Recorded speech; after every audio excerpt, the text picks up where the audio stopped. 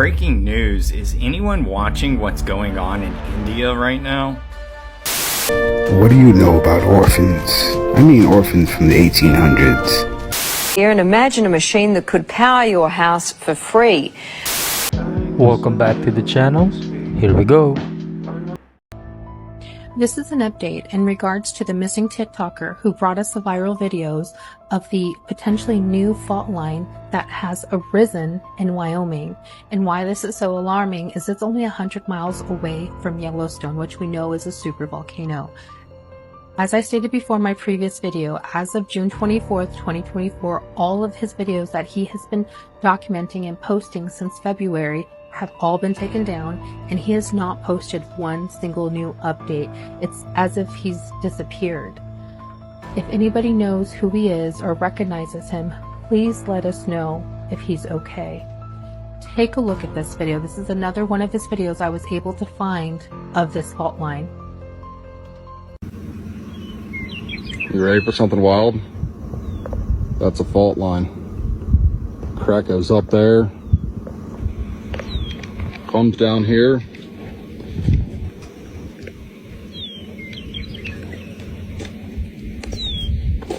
crosses our road here.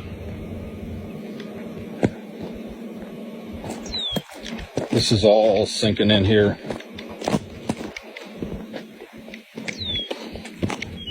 Like that, it's literally moving. You can see it cross all the way through there, all the way on that hillside. How deep that is? That's probably a good 2 feet deep. Like it just up earth deep. But that's not even the wildest part. I gotta take a step back to show you. That's our road. It moved about 5 feet that way. This is where we used to drive.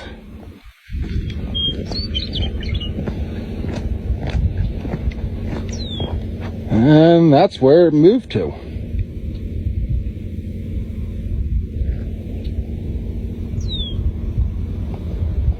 It's kind of scary driving over top of it, actually. Kind of worried that the truck might fall on one of these days.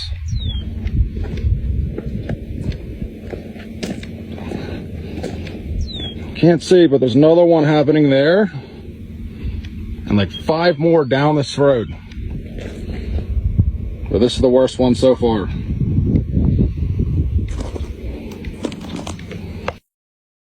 There's someone hiding under there filming me. Not the door. In there. Is there? Yeah, it's a man. It's a man. Yeah. That's good.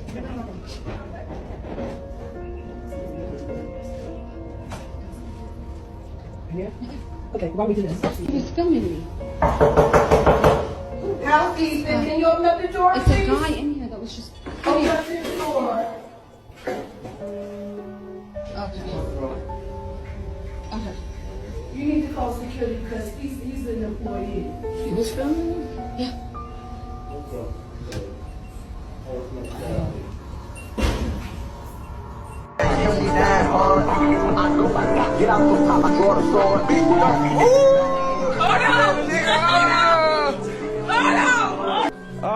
I think I lost something here.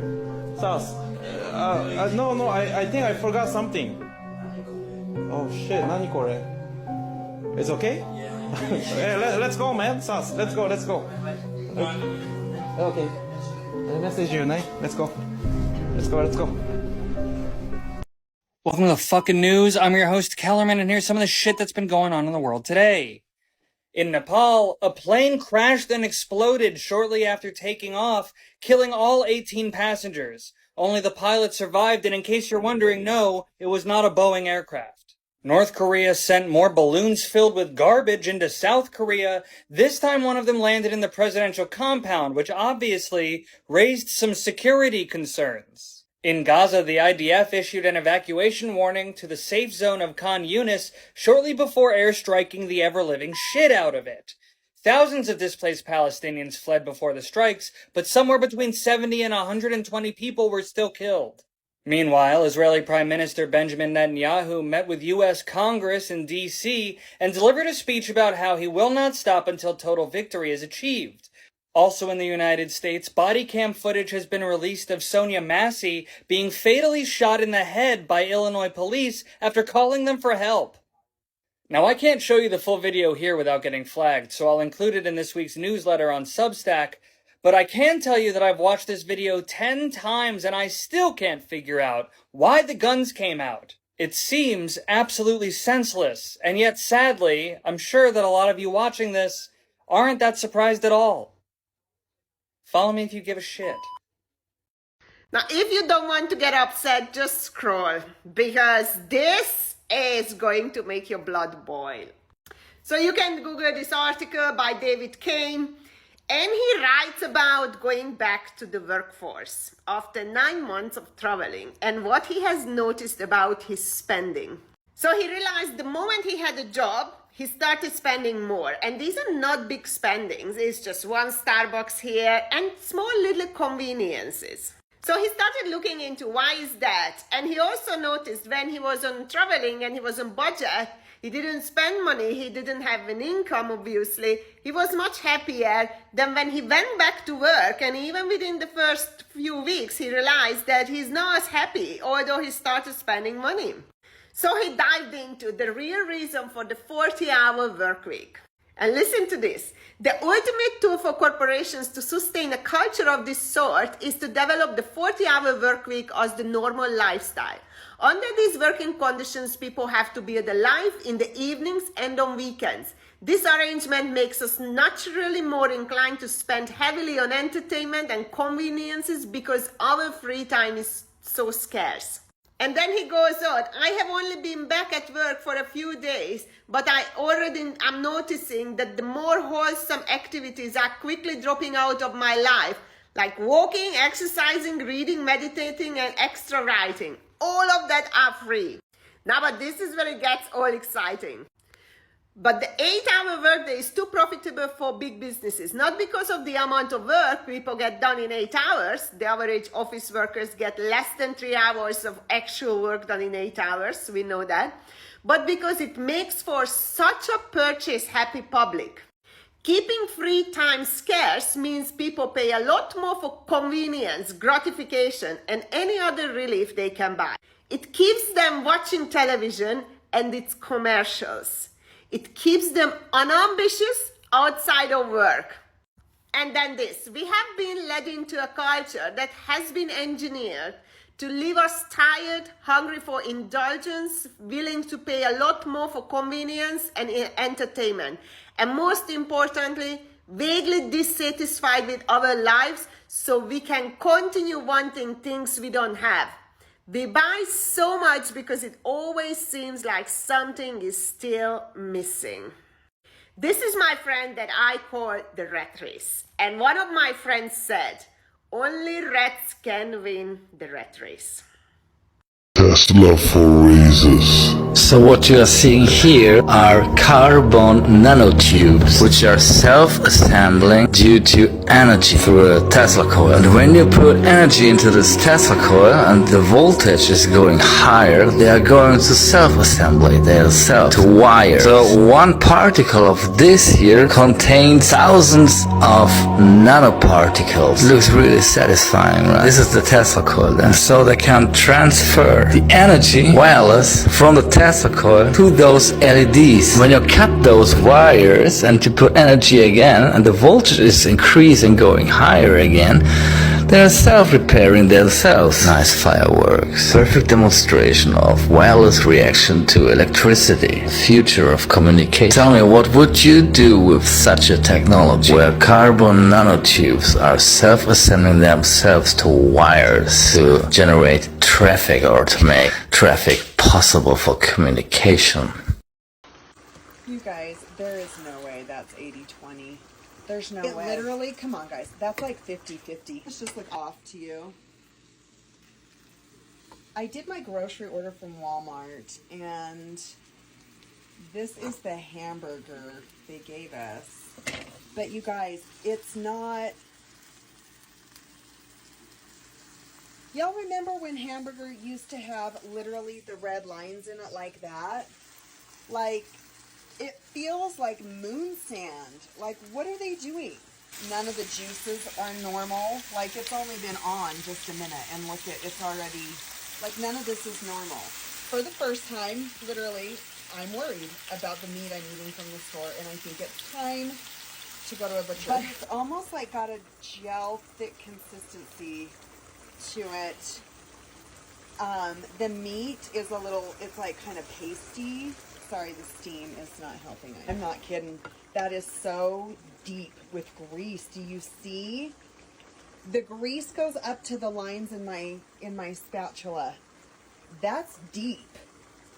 Yeah, that's not 80-20 in my opinion. That's 50-50.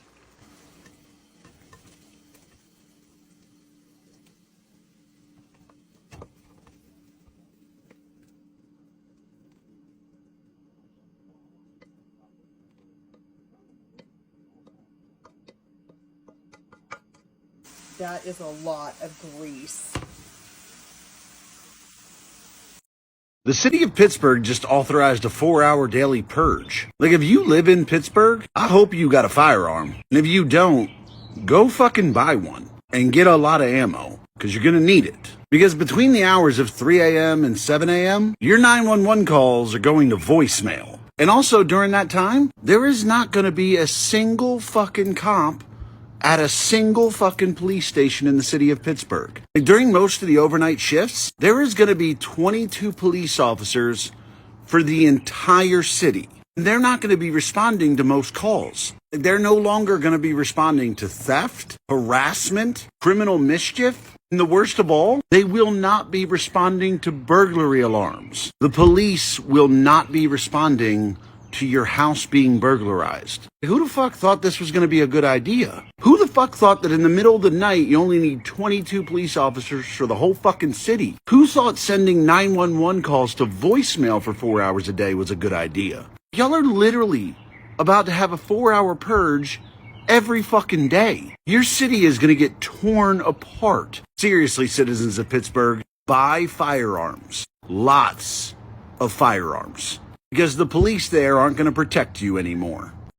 I just want to point out, this is something that people don't seem to understand. There is no flat earth model, and there is no globe earth model either. We don't have entire models to explain the earth that quite literally doesn't exist. You create compartmentalized models to explain specific phenomena. So you have the WGS-84 that tries to take the plane survey data, map it up into a globe, and then has all kinds of anomalies, and it doesn't work. You have the geodynamo model to explain the core of the earth. You have the geomagnetic model, which explains the magnetic field of the earth. You explain things with different models. If I want to show you east to west circumnavigation, I can give you a frisbee, show you something in the center, and moving around the center point of a compass. With a compass, that would be a flat earth model. And then you guys say we have no flat earth model, but NASA and the military disagrees when it specifically says we use a flat earth model whenever we design our planes and our technology. And you can say it's just because of math. Too bad you can't use your stupid little globe map to make the plane work. You literally can't. You have to use the flat earth. So in conclusion, yes, we can model out different phenomena, assuming that either the Earth's a globe or that the Earth is a stationary plane, and you go out on the Earth and you test it with empirical evidence, and we can explain celestial phenomena, magnetic field, all better than the globe. So you guys need to stop just repeating the same 2015 talking point, because it's stupid and the globe Earth doesn't have a model. Thank you.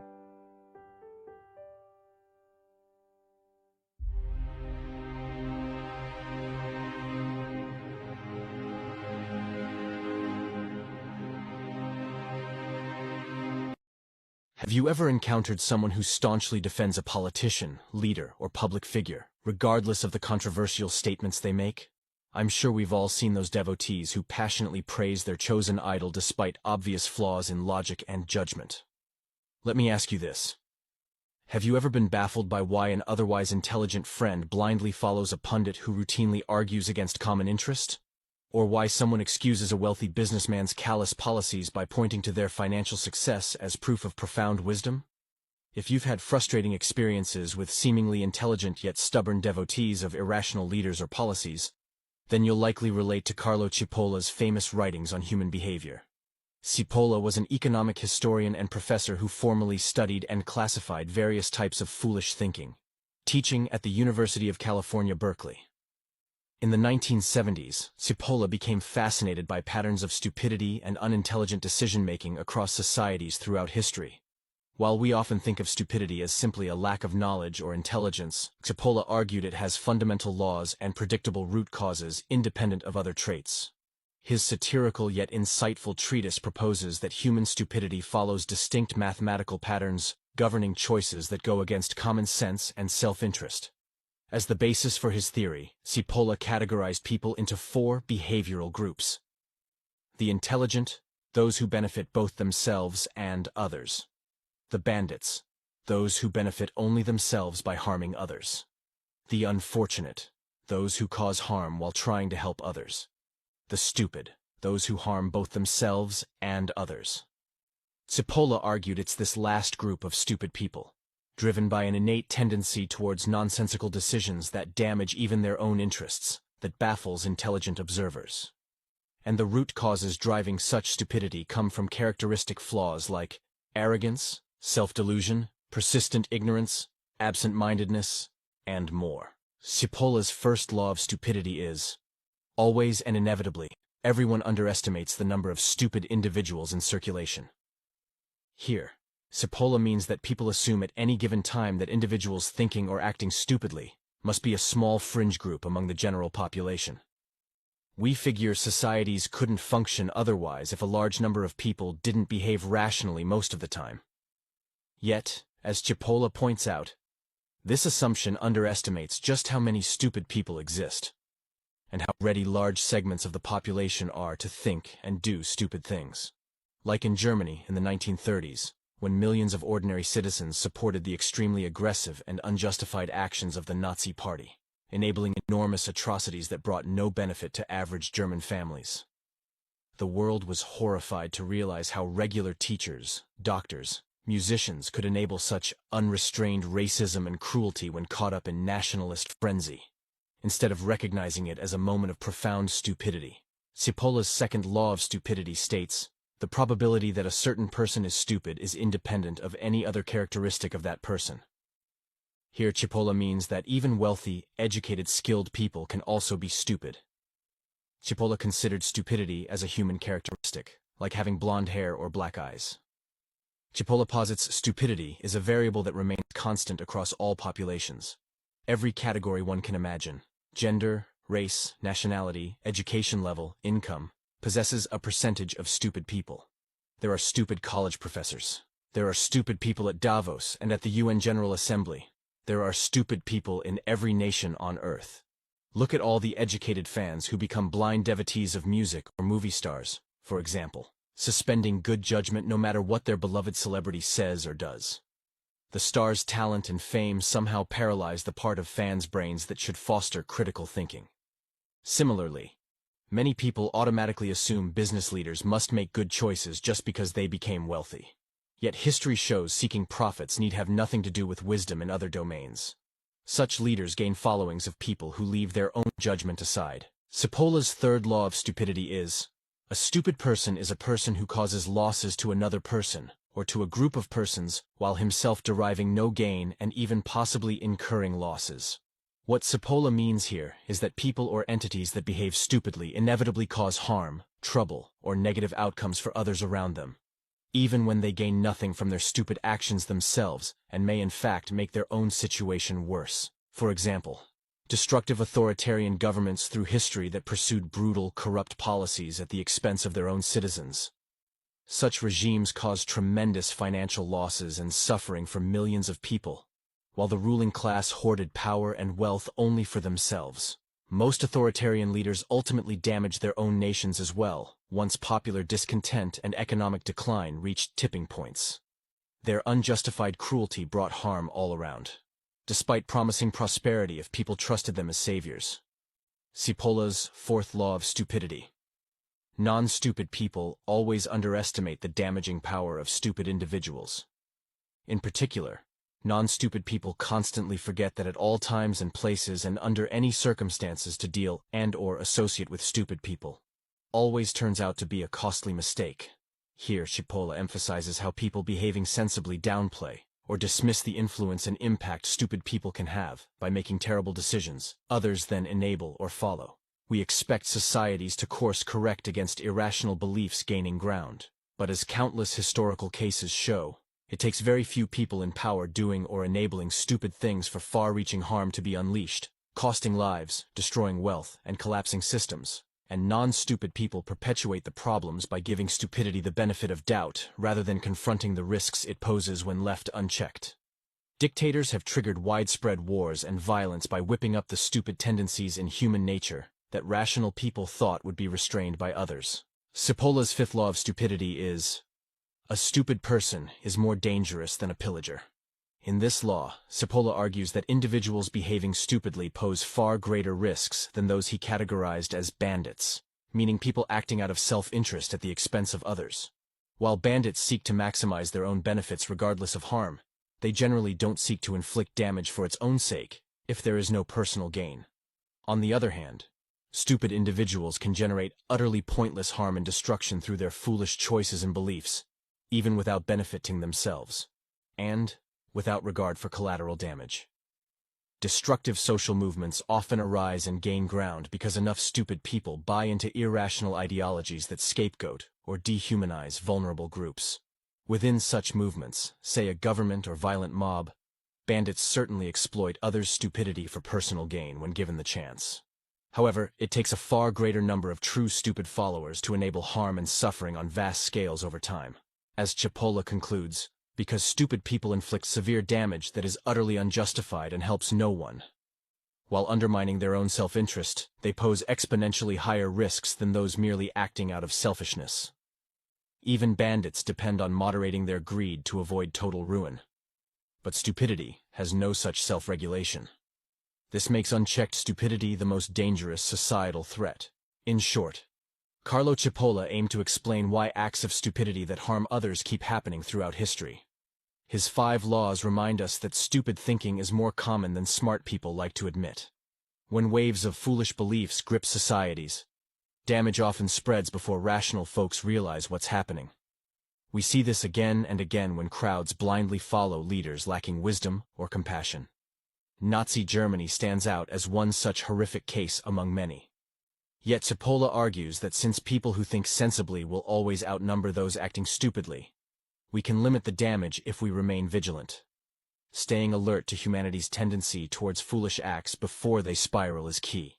When enough sensible people speak reason early on, stupid beliefs gain less traction with the wider public over time.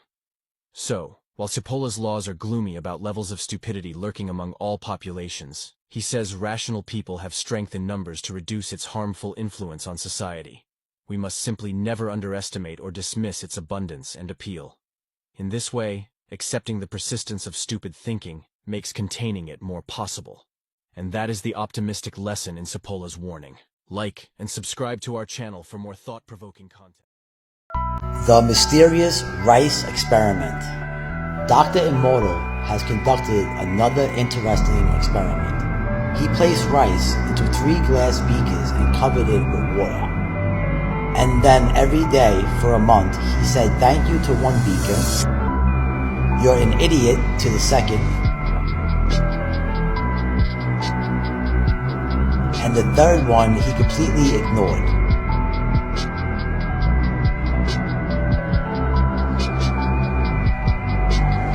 After 1 month, the rice that had been thanked began to ferment, giving off a strong, pleasant aroma. The rice in the second beaker turned black, and the rice that was ignored began to rot. Dr. Immortal thinks that this experiment provides an important lesson, especially with regard to how we treat children. We should take care of them, give them attention, and converse with them. Indifference does the greatest harm.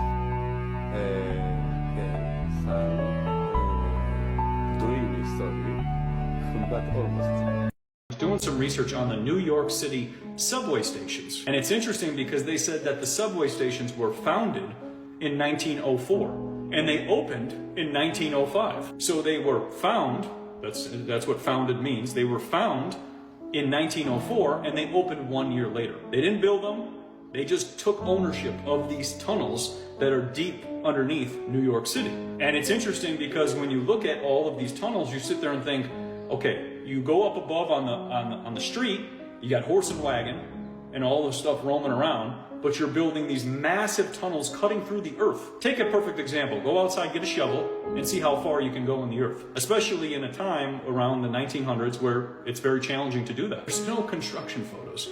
There's just like 4 people standing in front of a tunnel saying that we built it. You would think if you did the first subway ever that people are blown away that they could go in, you'd have photos galore.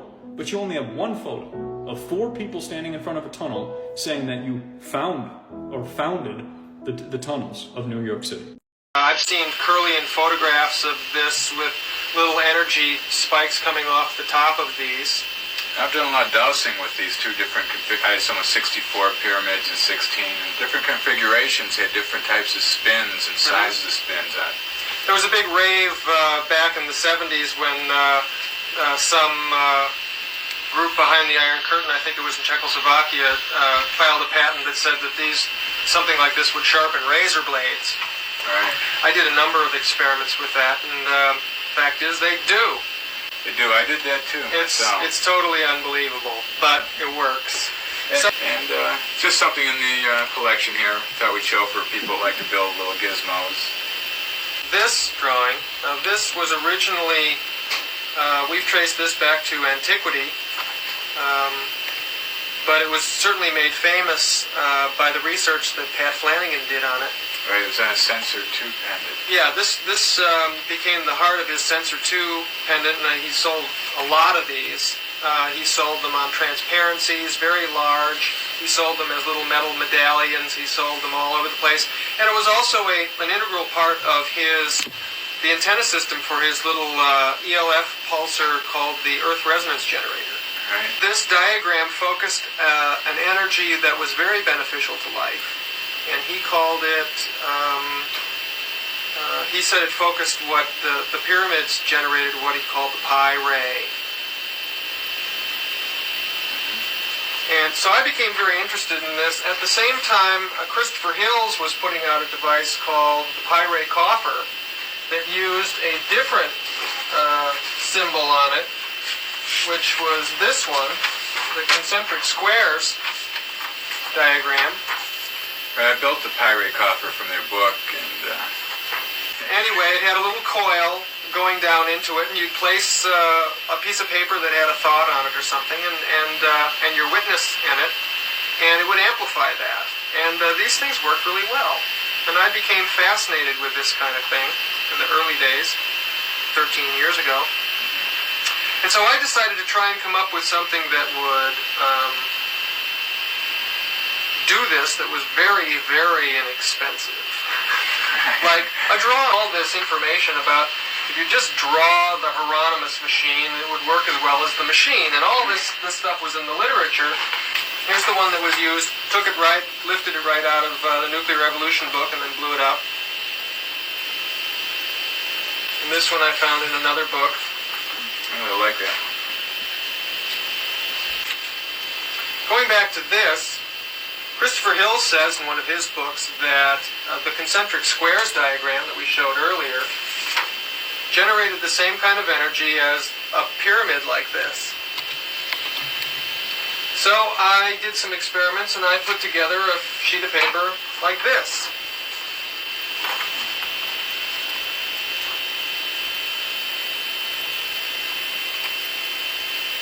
Just to see what it would do, and we found this with charged water, and you can get a very interesting warming effect about an inch away from it. And if you hold razor blades about an inch above any one of these points here, they'll sharpen. Just like, you get an incredible optical illusion from this thing, and I started meditating on this, and because almost everybody got the optical illusion, and so I started asking myself, well, what is an optical illusion? If everybody gets it, something's really happening, and what was it? Diagram was generating 2 kinds of energy.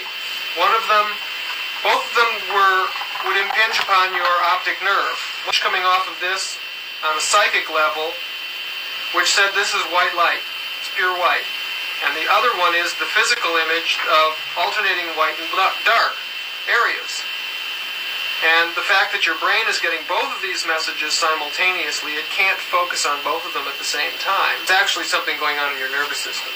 It was generating some sort of energy field, and so I decided to generate a little device, which I ended up calling the Psychotronic Impressor, which started out with this little diagram in the center, and then had a flat spiral going out, and then a little witness area.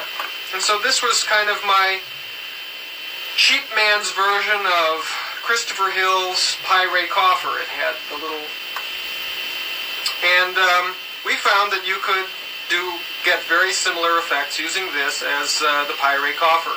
If you would put a magnet behind this, the effects would get stronger. It was all fascinating. We even cut a couple of these, etched them in copper, like copper circuit boards, and put magnets behind them. And they became some of the most powerful broadcasting devices we ever came up with. A number of different styles of this device. Here's one with the Sensor 2 device. Here and imagine a machine that could power your house for free. Well, that's exactly what two Australian inventors claim they've developed. Using magnets and a battery, their new generator has been described as revolutionary, and foreign investors are lining up for a piece of the action. Chris Allen reports. So, John, this is the machine? Yes, this is it, Chris. What's it capable of? Well, it'll power a house. The machine will provide sufficient electricity to run a house and have power to burn. It sounds too good to be true, but inventor John Christie is convinced his machine will change the world. So, John, basically you're saying this machine can produce 5 times as much power as it consumes? Yes, it does. This one, exactly as we see it, it does. And in fact, it can produce more than that. Once kick-started from a battery, John and his partner Lou Britz say this prototype will run for years without stopping, generating 24 kilowatts of power a day. You don't get more revolutionary, I think. I mean, we're talking about something that has the capacity to change the way that the world produces its electric power. It has the capacity to change the way that cars are propelled. It can replace the combustion engine, in fact. John, these are big claims. Are you sure you can live up to them? We don't really need to live up to them, Chris. The technology speaks for itself. I mean, a householder could buy one of these machines and install it in his garage and power his house forever without buying another kilowatt from a retailer. I mean, that's how serious it is. Steve Brassington is an independent electrical engineer. He's seen the machine and backs up everything John says. It's revolutionary. That's the only way to describe it. I think the technology, it's not bending physics, it's just using principles that I guess are commonly in use in power generation today in a different way. These guys have thought outside of the square. Basically, it's magnetic attraction and magnetic repulsion that provide the movement or the moment of the motor. Can you understand why some scientists are sceptical about it? There's no physicist or engineer who has looked at our motor or has looked at our figures who says it doesn't work. Lou is an electrician and John a businessman in Cairns in far north Queensland. The two unlikely inventors have been tinkering with their machine for 6 years. They've applied for an international patent and have been swamped by people wanting a piece of the action. These are the coils. We mentioned the coils don't get hot. Local businessman Alex Roma is one of the many offering money to help develop the generator. If it proves up to be what they say it is, it certainly would be something I'd invest in. John has also spoken to millionaire inventor George Lewin, the man who came up with the Triton workbench, and who's now setting up a fund to stop Australian inventions going overseas. There's an opportunity here, I think, to share an invention with the world that is beyond anything that we've ever contemplated before. Scientists here at the local university say while they're interested in John's machine, they're also cautious. They say if the machine can generate as much power as John says it can, then they will have to rewrite some of the laws of physics. And they've urged people to be cautious about investing in it until the generator has been independently tested. Anybody who says it doesn't work hasn't seen it or hasn't looked at our figures. They haven't reviewed it. If they look at it, they'll all agree with us that it does work. John says the household generator should be available in a year and sell for about $5,000. If he's right, it will make him much more. And how much do you think your technology could be worth to you? I have absolutely no idea. We could be talking about millions of dollars here? Yes, very definitely talking millions of dollars, but I'd hesitate to even take it. Hey, if you're still here, please do me a favor and hit the like and subscribe button so this video gets recommended to other people. Thanks! Do you think we're supposed to be here right now? So, you see me right there? Walking up. Here's my reflection, and oh. Okay. There. Now we can just sort of flip right in. Do you guys see this like line in my pool? Cause like if I go to touch it, there's nothing there. It's like not a piece of hair, but it's like this line. I know I'm not crazy. What is that? Bro.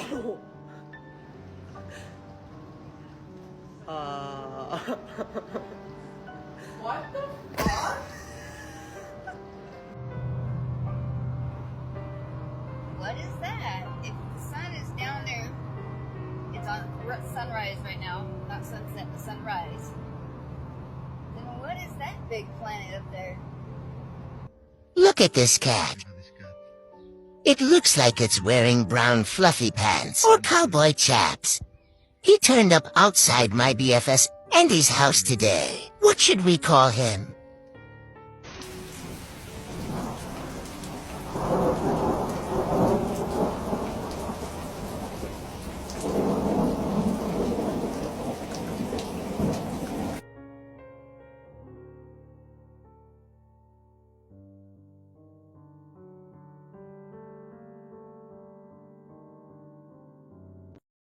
We all witness the moon only illuminating the local clouds around it. That is because it is also a local light, but one with opposite effects from the sun. As we can all agree, shade from the sun is cooler than direct sunlight. But did you know the moon's shade is actually warmer than direct moonlight? The moon produces cold light, something the science priests must have forgotten to teach us all about in school. Not only that, but at times we can see stars through the moon, proving it is not some solid rock 238,900 miles away. In the 60s, true science regarding the moon was the shadow band topic of its era. The moon is not a piece of rock, but it is plasma, cosmic plasma. Gravitational theories are out, and a new concept of the cosmos and of its laws has to be evolved. This fact will eventually be confirmed. I made certain predictions which were already confirmed in 1958, and the situation now is coming close to a complete confirmation. The result will be profound and decisive, because if the moon is a plasma, no man will ever land on it. And the Americans and Russians are thinking of landing men on it. well, that will never happen. People actually believe they walked on the moon, talked with Nixon, played golf, drove a car, and planted a flag. If you really believe that Neil Armstrong took the first step, then why do you give any credit to the cameraman already there waiting for him? These guys were all U.S. military men coerced into acting. They wanted the money and power that came with the deal, of course. The problem was, they were terrible actors. They couldn't even pretend to be excited, knowing they were lying to the world. But the show had to go on. Michael Collins and Neil Armstrong rarely spoke in public about it. But there was one man not shy about lying to your face. The spokesperson for the Apollo deception. It's my pleasure to present Colonel Edwin Aldrin. No handshake, hug, smile. Their facial expressions are similar to those experiencing constipation, not celebrating an accomplishment. Distinguished ladies and gentlemen, it is with a great sense of pride as an American and with humility as a human being, that I say to you today what no men have been privileged to say before. We walked on the moon. I mean, they couldn't pay them enough to look up and smile? Society has always debated these planned Apollo events since day one, never imagining then that almost 50 years later, they haven't had the balls to fake another. Speaking of the IRS and taxes, dude, this video was from the early 2000s. Past employed workers for the IRS. They all left because they figured out federal income tax is non-constitutional, and it's actually, there wasn't a law put in place. So they're like, people are just paying federal income tax when they don't have to. Unlawfully. And someone put out a thing, they said, if you can find the law that says you have to pay federal income tax, we'll give you $50,000. And that's how the one IRS agent found it. And she's like, there's no law. We have to pay federal tax. She even said upwards of 60 million people in the U.S. in the early 2000s were not paying federal income taxes. And then one guy, he's like, yeah, I'm not paying taxes. He was brought to court, and they're like, wait a second, we don't have a law. And so they couldn't charge him with anything. There's some conspiracy with the Titanic and taxes. There was someone on the Titanic that was a politician or whatever that very opposed to the collecting taxes for the Federal Reserve and stuff. And the Rothschilds, Rockefeller, they were supposed to be on the Titanic, and they decided not to get on last minute. These guys that were very opposed to the Federal Reserve died in the Titanic. A year later, federal income tax and the Federal Reserve was established. Now this is a story all about the Massimo family. Don Fabrizio Massimo Brancaccio is the top owner of the Vatican and has high authority over the Sicilian mafia like the Corleone clan. They own a large fortress in Arcely and another castle in Campania. The Massimo family are married with various royal bloodlines including the Savoy, Bourbon, and Osorio noble family which have a family branch in Galicia, Spain. The Osorio family use wolves on their coat of arms. Prince Carlo Massimo is married to Princess Eliza Osorio of Moscoso and Estagna. Amancio Ortega is from Galicia and works as a court factor and money launderer for Spanish nobility including the House of Osorio. Amancio Ortega is one of the wealthiest billionaires on the planet and worth more than 70 billion. He owns Inditex with the store chain called Massimo Dutti, which is a high-end fashion brand. Prince Stefano Massimo married into the British Foxwell family and he is a fashion photographer with residences in London. Prince Stefano's mother was the English actress Dawn Adams. Rupert Murdoch, who owns Fox News, is a Vatican Knight of the Order of St. Gregory. Fox was covertly named for Foxwell. The fox is considered a cunning animal. Fox News is a propaganda machine for the Vatican. Prince Valerio Massimo founded SCM Capital Partners and an aerospace company called Auctus Industries with his business associate Duke Edward Spencer Churchill. The House of Massimo and other Italian nobility have infiltrated the United Kingdom and work with the House of Windsor and some British peers. I believe the billionaire Bulgari family of Rome work for the Massimo family. The Bulgari family and their jewelry company were recently investigated for tax evasion. Some jewelry companies are involved in money laundering by fixing the prices of jewelry. The Bulgari family originated from Bulgaria, which uses a coat of arms with two lions similar to the Massimo coat of arms.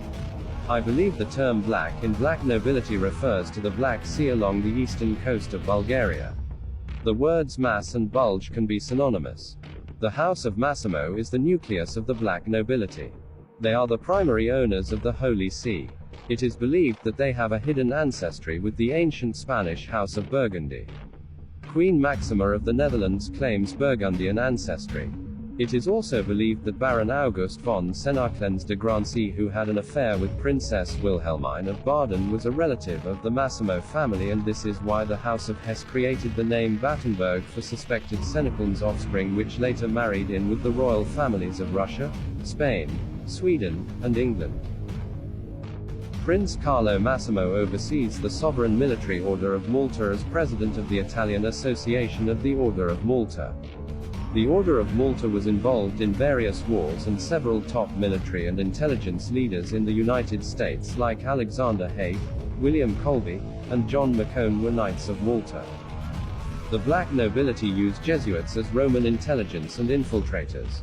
The Roman-born Mario Draghi is president of the European Central Bank, and Draghi was educated at the Massimo Institute.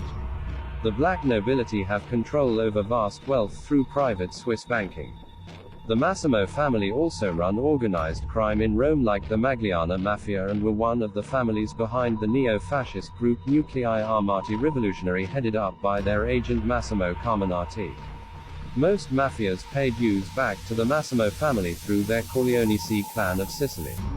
Individual mafia families make billions per year.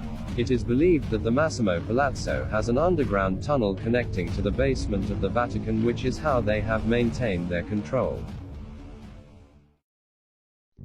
I'm sure you've heard the saying, one man's trash is another man's treasure. Well, actually, most men's trash is another man's treasure. Especially if that waste is electronic junk. You can turn a pile of old electronic parts into solid gold. So many of the connections, the clips on chips, are either gold-plated or made of a small amount of gold.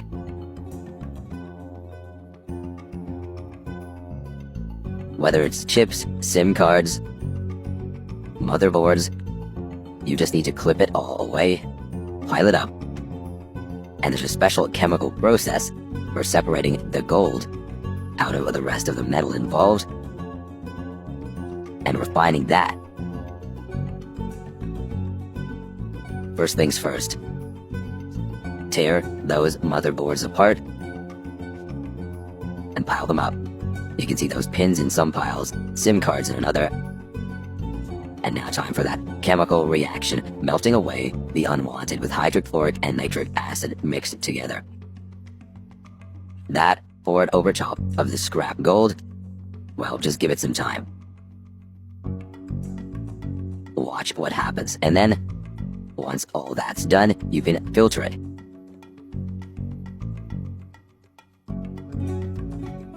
And what's being filtered? Well, check that out. A little bit of black dust emerges in there. A little at a time, and the sediment drops to the bottom.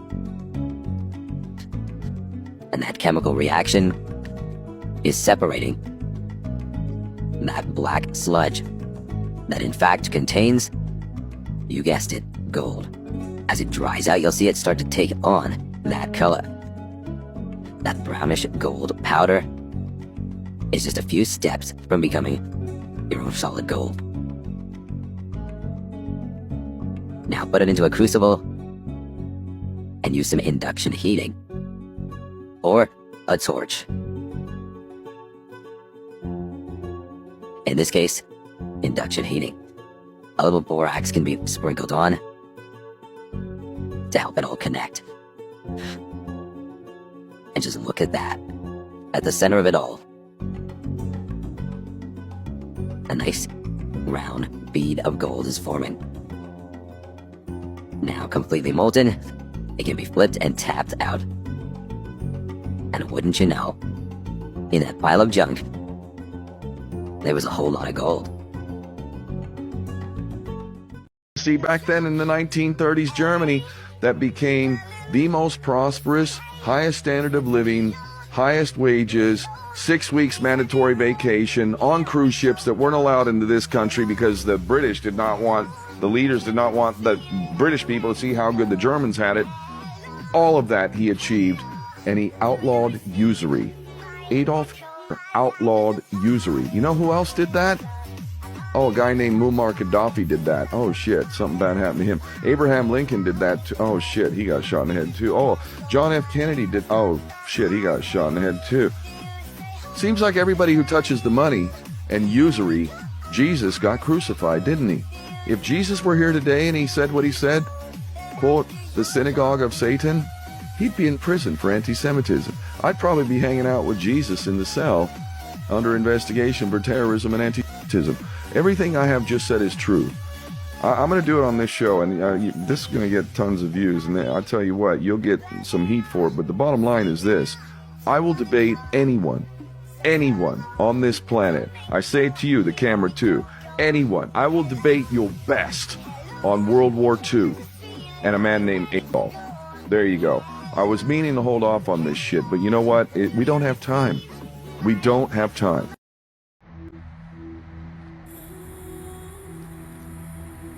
What am I looking at? What is that? What the fuck? Wow. That is sick. I've never seen that before. What? Yo, that's a new. I've never seen that before. Yo, it looks like, man, that pattern looks so familiar. What the fuck? It's gonna bug me. I've seen it before. Yo, that is sick. Has anyone seen this? So I found the image I was talking about, and I figured out what's going on right now. So I don't know if I told you guys this. I had a theory that every time the sun's about to set, they switch the machine. Like they switch the James Webb, they pull it out or something, and then they switch it off with the hologram. Because the sunset's always a hologram, and it's never the actual like simulator. So, and you can fucking see between those fucking clouds. Look at the honeycomb. And I think the reason why it's making that shit, actually, I don't know why it's making that pattern right now, but that's sick. That is sick. But here's the pattern. Same image, right? Same thing. That's a fucking scale model of the James Webb mirrors. Told you. Motherfuckers. I have another video too to prove the sun is, or the simulator is the James Webb. This shit's dope. Breaking news. Is anyone watching what's going on in India right now? Here you are about to watch a 14-story parking lot that was going up. As you see, it just collapsed though. So you're asking yourself what's going on here? Well, this is extreme heat that caused the dust to come up, and then it was followed by big storms, which is leaving some pilots unable to make landings, as you see as this one was trying to, but it was just too much dust, wind, and rain. Heck, it's even throwing around birds that are just sitting in a tree like they're ragdolls and throwing them through the air. Check this out as this guy is coming up on a bridge that is just straight covered with dust, wind, clouds, you name it. There is no crossing through this, but they're going to attempt here in a second. So here he is making his move to go across this bridge, and you can tell there is no way you can see anything in this. But yeah, major storms are taking place in India. What do you think about it? Imagine a table 2 meters wide in a completely dark room, and you're holding a small but very bright light bulb, 3.4 millimeters across, and you were holding it about 31 centimeters above the table. What you'd see is a circular pool of light directly on the table, beneath the light bulb. But on the other side of the table, it would be in darkness. Now, it seems to our mind that if you were on the other side of the table, you would see the light because it's, above the table. But that's not true, because on that part of the table, it's in darkness, meaning that the light isn't physically reaching that part of the tabletop.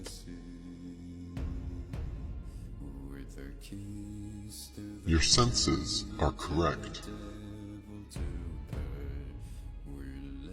We're also told that the sun sets because as the Earth rotates us away from the sun, it's actually obscured by the physical curvature of the Earth. That's not what we see. What we see is a local sun that is taking its local light with it. What happened to the horizon glowing across half of the world? Most sunsets are already fading through pollution, dander, chemtrails, and fog.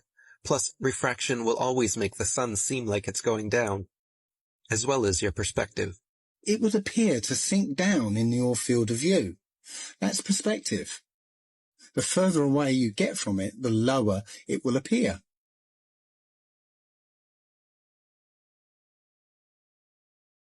It doesn't physically change its height, it just appears that way to your eyes, until eventually it will disappear behind the horizon formed by your eye's vanishing point. Your eye has an angular resolution of 0.2 degrees, and anything at that height will disappear beyond the limit of your sight. There's three suns, by the way. Everything's a trinity, right? So who created the sun? The Mithraics and the Zoroastrians, they taught there are three suns. The one you see is the physical, and it makes the physical world. Then the one behind the sun, they say the sun behind the sun, is the soul of the sun. Yeah. Sol Invictus, it was called. The invincible sun, Sol Invictus. It's the soul of the universe. The spirit of the universe is the highest Godhead, the monad, the highest part of the Godhead. In our cosmos, there are 7 planets which make all these frequencies happen. They are discs. Chakra means disc in Sanskrit, of energy, of light. So you have 7 in you. The color of the rainbow is in you. The bottom one's red, the top one's blue. Red shift, blue shift. For millennia, the secret teachings of the East have spoken of the 3 suns that determine the fate of the universe. To Buddhists, these are the levels of karma. To Confucians, these are the stages of ethical evolution in society. To Taoists, these are the stages of integration with the Tao. But what if I told you that this is not just an ancient metaphor? The philosopher Walter Russell proposed that our mind is a direct extension of the universal mind, endowed with infinite creative power. Get ready for a fascinating journey where we connect this revolutionary view with the ancient wisdom of the 3 suns and the mysteries of the stages of the end times. The doctrine of the 3 suns has its origins in Mithraism and Zoroastrianism, ancient religions that influenced Eastern thought. This concept finds parallels in various spiritual traditions, suggesting a possible universal connection. The philosopher and scientist Walter Russell postulated that all matter and creation are images of the thinking mind, proposing a dynamic process of creation and decreation governed by universal laws.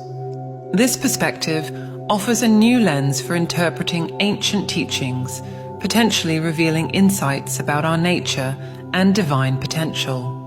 In Buddhism, the 3 suns are associated with different levels of karma and rebirth, reflecting the soul's progression through various existences. Buddhist doctrine divides the end times into 3 stages, each governed by a distinct Buddha: the green sun, governed by Buddha Dipankara, the red sun by Buddha Gautama, and the current white sun by Buddha Maitreya. These stages represent distinct eras in which different Buddhas save humanity, aligning with the Buddhist belief in cycles of Dharma, decline, and the eventual arrival of Maitreya. This view suggests a continuous process of spiritual decline and renewal, where the soul progresses through different levels of enlightenment.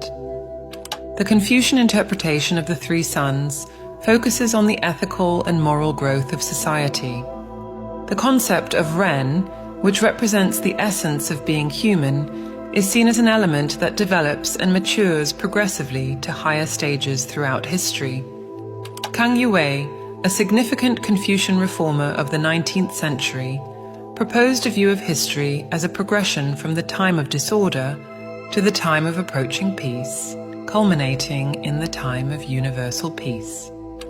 In this Confucian perspective, humanity evolves collectively, gradually transcending selfishness and reaching a state of Datong, or great unity, emphasizing the moral and ethical development of society as a whole.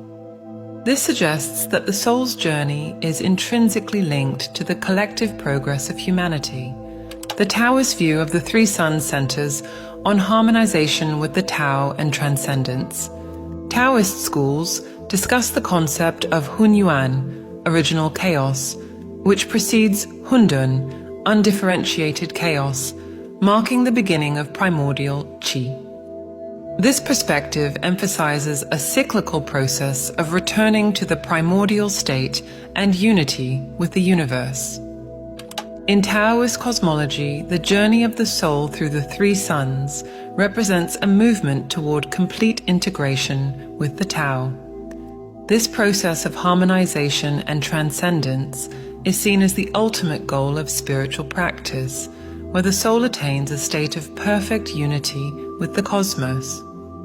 Despite the differences in interpretations, these philosophies share notable similarities. All present the idea of a cyclical process and eventual renewal or enlightenment. In Buddhism, this manifests through the eras of Dharma and the arrival of Maitreya. In Confucianism, it manifests through the development of Ren and the realization of Datong. In Taoism, it manifests through the return to the original unity with the Tao. The differences between these interpretations lie in their specific focuses. Buddhism emphasizes karma and individual rebirth. Confucianism focuses on the ethical and moral growth of society as a whole, and Taoism prioritizes harmonization with the Tao and cosmic transcendence.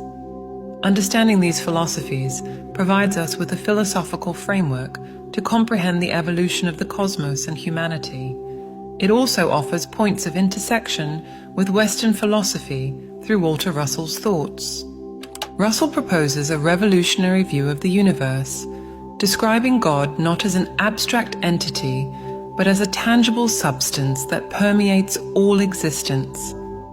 He postulates that the human mind is a direct extension of the universal mind, endowed with infinite creative power, suggesting that humans possess the same creative potential as the universal mind. This idea challenges our conventional perception of reality and invites us to reconsider our role in the cosmos. According to Russell, the mind is a material substance that forms the foundation of creation, being omniscient, omnipotent, and omnipresent. He explains that the rhythmic pulsation of the universal mind's thought generates life and drives the evolution of all forms in the universe. This dynamic view of reality, characterized by continuous cycles of production, destruction, and reproduction, can be related to the different phases described in Eastern philosophies, such as the stages of karma in Buddhism or the eras of social evolution in Confucianism. Russell proposes that every point in the universe is the center of the universe. This concept of interconnection and the centrality of each point in the cosmos aligns with the Eastern ideas of universal unity and harmony. Parallels can be drawn between this view and the Taoist concept of returning to the original unity with the Tao. Russell's philosophy presents God and the universe as a single entity, not as separate entities. This implies that everything that exists is a manifestation of God, eliminating the distinction between creator and creation. This perspective offers a new lens to interpret the concepts of the three suns and the stages of the end times, suggesting that these phases of cosmic evolution are manifestations of the universal mind's thought. Russell's ideas about the infinite potential of the human mind as part of the universal mind offer a new perspective on the concept of enlightenment in Eastern philosophies. Suppose our mind is an extension of the universal mind with access to infinite creative power.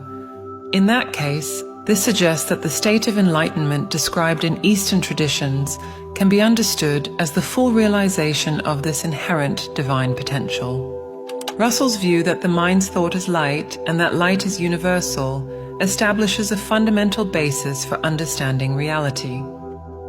This perspective can be related to the concepts of enlightenment in Buddhism, the realization of Datong in Confucianism, and harmonization with the Tao in Taoism, offering a new interpretation of these final states of spiritual realization. According to Russell, accessing our creative power requires a fundamental shift in understanding our own nature. Russell states that the mind of man is an extension of the universal mind, suggesting that we possess unlimited creative potential. To awaken this potential, Russell emphasizes the importance of awareness of our connection to the universal mind. He proposes that by aligning our thoughts with the universal light, we can access higher creative energies. The awakening process involves recognizing that there is only one process of thought, as there is only one mind. Tuning our individual thoughts to the universal process implies that we can achieve greater harmony and purpose. Russell offers practical insights for developing this potential in daily life. He suggests that the body of man is only an individual effect of the whole of man and is a product of his thought. This indicates that our physical reality is directly shaped by our thoughts, highlighting the importance of consciousness in creating our experience.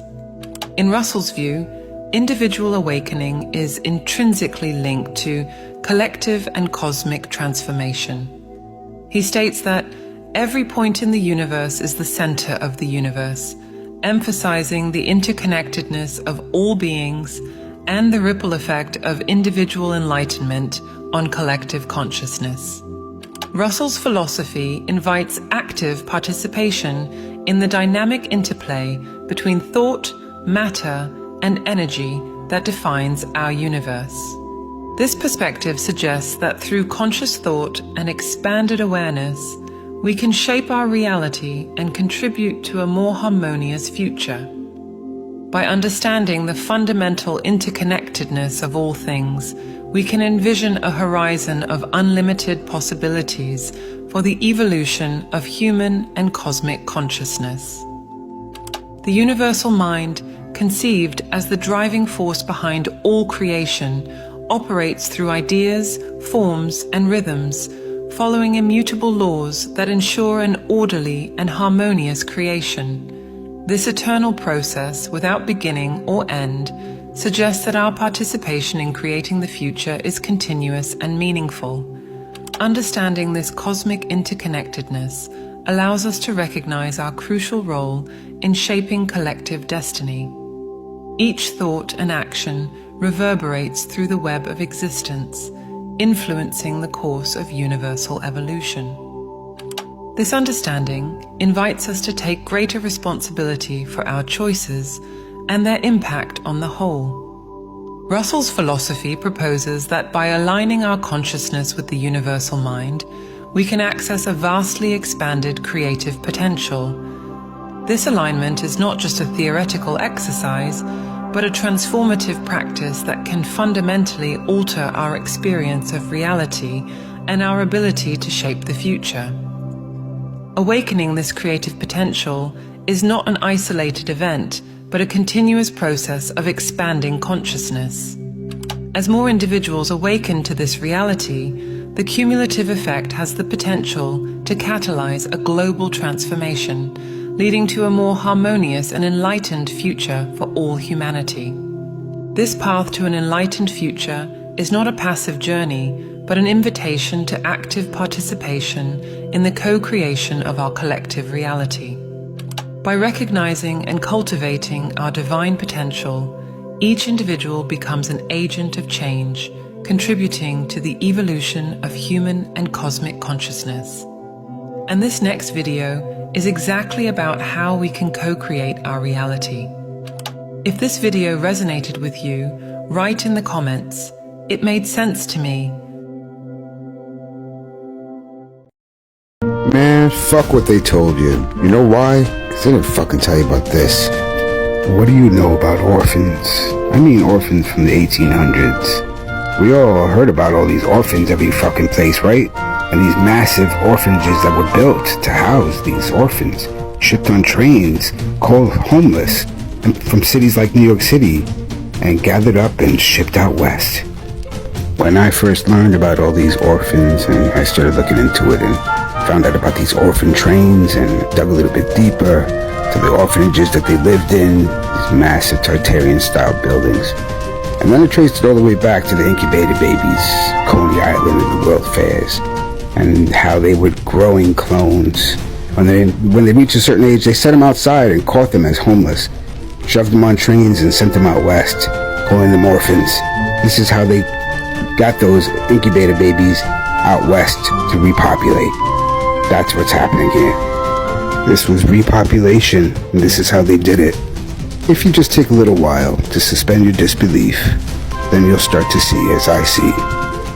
You see, because I've spent so much time looking into this whole Tartarian subject, It's no longer a theory to me. It's not some far-fetched idea.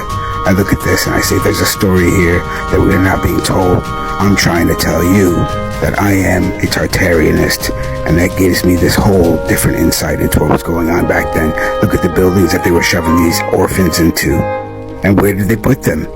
They just distributed them for repopulation of all these great cities that they found as they migrated west. And it's all the cities that we founded, we claimed as our own, putting them in these big mansions and calling them orphanages like they were purpose-built. You tell me that back then, pioneers were building these big orphanages for an influx of homeless kids from big cities? Look at this, even Norman Rockwell, the famous American painter, got in on the action with some painting of an orphan train. And just look at the orphan trains. There's all these kids. Where were their parents? Getting shipped out in the Sunday best to sit there and be taken. I bet the evil fucking kitty fiddlers had a fucking field day, bastards. Don't it just make you mad? Alright, that's it for today's session. Please let me know your thoughts in the comments. Please click on the like and subscribe button if you haven't already. Thanks again everyone for showing up, and I will see you around.